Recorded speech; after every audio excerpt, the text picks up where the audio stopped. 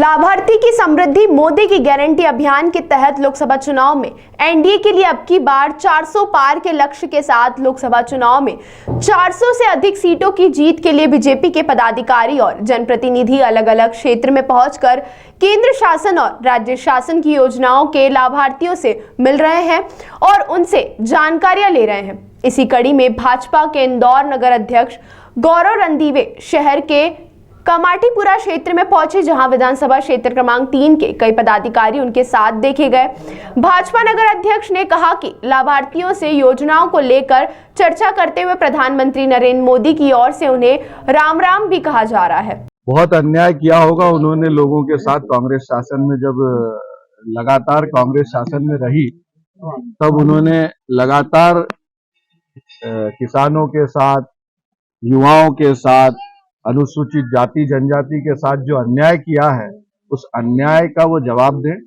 जो लोगों को, दलित, शोषित, पीड़ित, वंचित समाज को उन्होंने लगातार इस भारत में विकसित नहीं होने दिया, लोगों का विकास नहीं होने दिया, उसका वो जवाब दें पहले तो मध्य प्रदेश में आने से पहले। और उसके साथ साथ पश्चिम बंगाल में जो उनकी एनडी अलायंस की सरकार है जिसमें ममता बनर्जी भी उनके साथ है, एक दलित परिवार को लगभग 50 से अधिक हमारी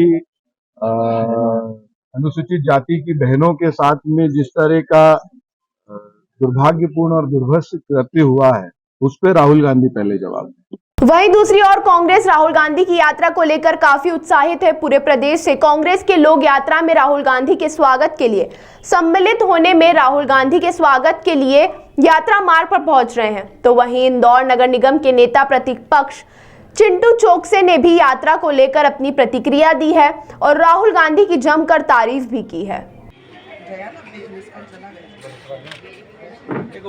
फिर से मैं रिपीट करता हूँ एक बार, फिर से रिपीट करता हूँ। मोदी जी ने हमको महत्व को पहुंचाया, हमारी कोई पहचान नहीं थी। बस ये था कि एक नगर निगम कर्मचारी हम, लेकिन हम सारी महिलाओं से लेकर जितने नीचे से सबको उठा दिए मोदी जी। मोदी जी आपका। देखिए, राहुल गांधी हमारे देश का दूसरा गांधी है, दूसरा महात्मा गांधी है। एक महात्मा गांधी जिनने अहिंसा के बल पर अंग्रेजों को घुटने पे आने पे मजबूर कर दिया। अंग्रेजों ने कभी नहीं सोचा था भारत छोड़ के जाना पड़ेगा। आज वही राहुल गांधी है। मुझे लगता है कि देश में अगर विपक्ष है तो वो सिर्फ और सिर्फ गांधी परिवार है। अदरवाइज तो सारे दलों को भारतीय जनता पार्टी की सरकार ने, मोदी जी ने, अमित शाह जी ने सबको, किसी को ईडी आईटी की डर से सबको अपने अपने घर बैठा दिया। कोई बोल भी नहीं पाई। ऐसी स्थिति निर्मित हमारे विश्व के सबसे बड़े लोकतंत्र में कर दी। लेकिन चूंकि हमारे नेता साफ मजबूत है, दृढ़ता से, ताकतवर तरीके से इन सांप्रदायिक ताकतों का मुकाबला करने के लिए देश के हर हिस्से में जा रहे हैं, लोगों को जगाने की कोशिश कर रहे हैं। लेकिन समय रहता है हर चीज का। भाई, आपने धर्म की गोली, धर्म की दवाई इस तरह से लोगों को पिला दी कि उसमें से निकलने में थोड़ा सा समय लगेगा। लेकिन मुझे ऐसा लगता है कि लोग अब धीरे धीरे उससे बाहर आने लगे हैं। लोगों को विकास सबसे बड़ा मुद्दा दिखता है, बेरोजगारी सबसे बड़ा मुद्दा दिखता है, और देश में अमन चैन रहे, इसी को लेकर आदरणीय राहुल जी निकले हैं न्याय यात्रा पे कि वो देश की जनता से चाहते हैं कि देश की जनता न्याय करे, देश की जनता जो सच है उसका साथ दे।